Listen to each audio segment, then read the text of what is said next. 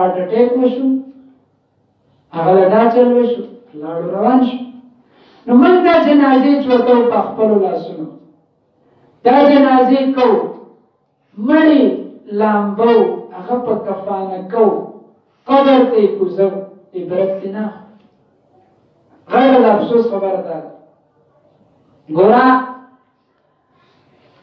اسرائیل علیه السلام څوک دی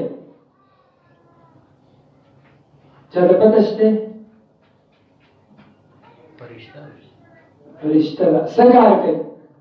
د روح د قبضه کولو فرشته ده شاباش د روح د قبضه کولو فرشته ده هغه ډیپټي ده الله رب العزت د هغه نه یو ورځ تپوس وکړو وي ته د دومره خلکو روحونه قبض کوي وي تا له چېرته یو ورځې یا په یو مقام کې چېرته افسوس ته له راغلی چې تا د یو سړي روح قبض کولو وي الله په یو چند ځایونو کې خو زه ډېر حیران او پریشان وم او غمګین او خفه وم لیکن ته زما آقای ته زما مولای ستا اړه او ستا حکم ما څه کولی نه شو الله رب العزت ته وي په کوم ځای کې د کوم سړي په باره کې اسرائیل علیه السلام ته وایي یو زنانه په کښتۍ کې وه ماشومو سره وي تا ما ته وایي چې فورا رسه او د دې روح قبض کړه وي ما له په دې کې ډېر افسوس راغی چې ماشوم خو کم عمره دی د ده به څه کېږي لیکن ستا حکم ما تا ته څه نه شو ویلی ما د روح قبض کړو وي هغه ماشوم مور چې مړه شو هغه په هغه دریا کې داسې روان و زه ډېر غمګین او پریشان وم چې د ده به څه کېږي به هر حال وي دویم په کوم ځای کې وي دویم په هغه ځای کې کله چې شداد په دنیا کې جنت جوړ کړو څه جوړ کړو جنت یو محل تیار کړو او دې هغه محل ته ننوتو تا ما ته وایي چې فورا رسه او روح دې قبض کړه په دې کې کوم زه حیران او پریشان او په تعجب کې شوم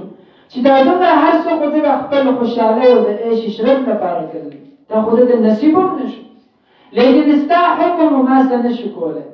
زه فورا ورسېدم او روح مې دې قبض کړو څه مې ته وایي الله رب العزت ته وایي اسرائیله زه د خپل بنده سره ډېر زیات محبت کوم د یو مور محبت ډېر زیات دی زه د لسو شپېتو میندو نه زیات محبت کوم او انسان له بار بار مهلت ورکوم خو زما انسان زما بنده چې دی نه پوهېږي ښه وي دا هغه ماشوم دی چې د مور سره ماشوم و او هلته تا د ده د مور روح قبض کړو دی پاتې شو دغه ماشوم پرورش له ما وکړو ما راغټ کړو او نن چې دی غټ شو دولت مې علم ورکړو شهرت مې علم ورکړو عزت مې علم ورکړو زندګي مې علم ورکړه ځواني مې علم ورکړه هغه ماشوم نن زما په مقابله کې راپاسېد د خدای دعوه یې وکړه او په دنیا کې جنت جوړ کړو الله دومره غفور رحیم موږ له بار بار مهلت راکوي موږ نه پوهېږو خو چې کله زموږ سر ولګېدو د قبر د خزې سره بیا به موږ ته پته ولګي لیکن بیا واپس راتلی نشي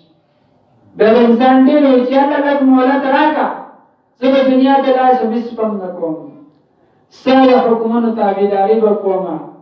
ستا په طریقه باندې ستا د محبوب په سنتونو باندې به ژوند تېرو بیا چانس نشته सांस है तो चांस है जब सांस नहीं होगा तो फिर चांस भी नहीं होगा तो सुबह जमन पे जिस्म की चिसारे मंग चिसा आखलो बस आवे पूरी मंग सारा चांस दे चिकला दा साले दा लाडो इष्टम निश जमान निदान मंग चे ज़वानी मंग चे बराबरी दौलती सिहती इंसान में कई मनुज़ैना کدا دنیا ټینګه کړل دا ما ټینګه کړل خدای یو ټوکې چې وځي یو ټوکې تاسو به لاړ شئ خولې کولاو پرتي دومره وسې نه چې خپل خوله بند کړي دا هغه سړی چې په دنیا کې به دا خپل په ځمکه نه لګېده د ځمکې نه به دوه لښتې چوته روان دا ورځې په لارې را روانو زمونږ نه مخکې د رینجرو یو ګاډی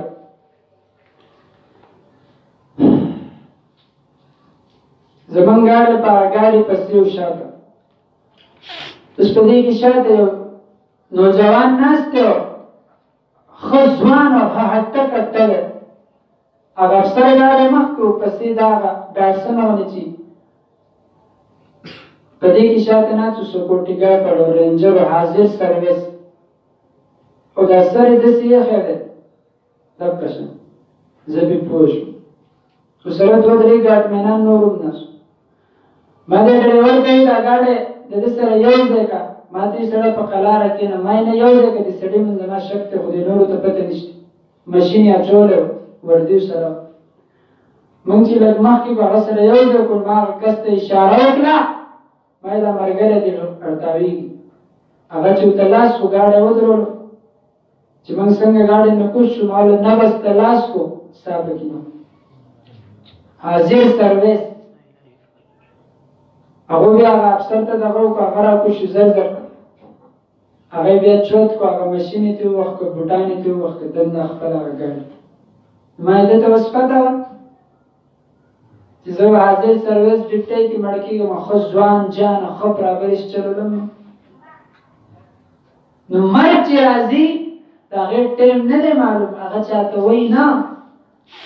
دا ځوان دی دا بوډا دی دا ماشوم دی دا غټ دی دا کیسې پکې نشته د راتلو ترتیب شته خو د تلو ترتیب نشته نوسی به ژوندی او نیکه به مړ شي نیکه به ژوندی او نوسی به مړ شي دا خو د الله رب العزت یو نظام دی موږ او تاسو ته یې ښایي نو زما د خبرې مقصد دا دی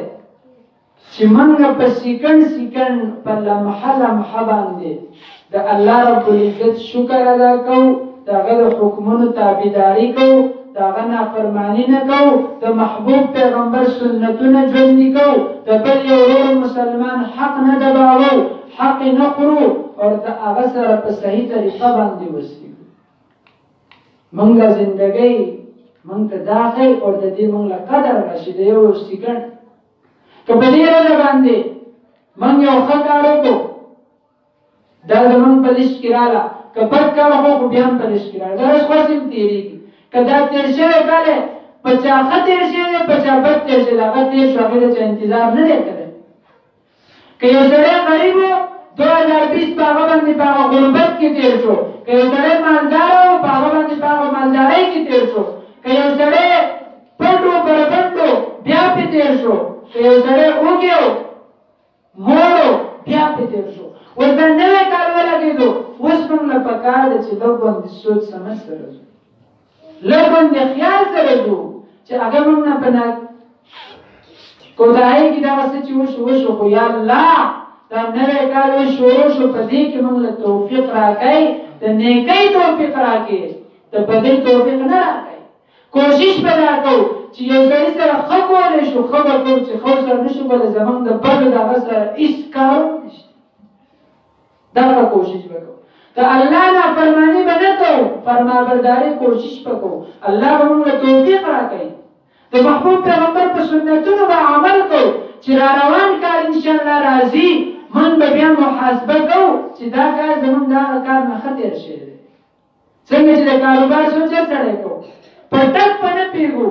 د پوزې د پاکولو به نه یو لیکن کاروبار چې شروع کړو د ورځ حساب به هم کوو د شپې به هم کوو د هفتې به هم کوو د میاشت به هم کوو د هغې نه وروسته چې کال مکمل شي بیا به د کال حساب هم کوو چې دا کاروبار زما په دې کې کامیابه شو ناکامه شو څومره پیدا مې وکړه څومره نقصان مې وکړو یو سړی دې ما ته اوس داسې ووایي چې زه بېګا د شپې ناست وم او ما خپل ټول کال ځان ته مخکې کړی ما خپل د مزونو حساب وکړو ما خپل د ګناهونو حساب وکړو ما د الله د حکمونو حساب وکړو ما ته پکې څه حاصل شو یو سړی هم نشته کاروبار به ټولو حساب کړی ما نفع څومره وکړه ما نقصان څومره چې کوم یو سړی نقصان کړی هغه به اوس دا کوشش کوي چې په دې نوي کال کې زه هغه نقصان ونه کړم زه د هغه نقصان نه ځان وساتم دغه شانتې زموږ د زندګۍ موږ له پکار ده چې په دې کال کې موږ حساب ولګو چې دا نقصانونه زموږ نه شي دي مزونه رانه پاتې شي دي روژې رانه پاتې شي دي د الله حکمونه رانه پاتې شي دي د نبي علیه السلام سنتونه رانه پاتې شي دي اوس په نوي کال کې به زه دغه کمیانې کوتاهیانې له ځان نه لرې کومه اور زه ډېر مهنت او کوشش کوم چې دا روان 2022 انشاءالله شروع کیږي چې په هغې کې بیا ماته پته ولګي چې دا کال د 2020 نه زما ښه تېر شوی دی ټول به کوشش کوو که نه انشاءالله نو الله دې موږ له په دې باندې د عمل کولو توفیق راکړي او الله دې دا کال په موږ باندې صحیح طریقې سره تېر کړي په دې کې د الله رب العزت موږ د پریشانیانو نه د بیماریانو نه او د حسدونو نه د بغضونو نه د کینې نه د چغلۍ نه او د غیبت نه د بهتان نه موږ وساتي او الله رب العزت دې په دې کال کې موږ د هر قسم پریشانیانو او آفتونو نه محفوظ وساتي اور الله دې زمون په حال باندې رحم وکړي الله دې خپل د حیا څادر او خپل پردې په موږ واچي او په دې کال کې دې الله رب العزت زمون ملک له هم ترقي ورکړي او الله رب العزت دې زمون د ملک پاکستان حفاظت وکړي او الله دې زمون د مدد او نصرت وکړي واخر دعوانا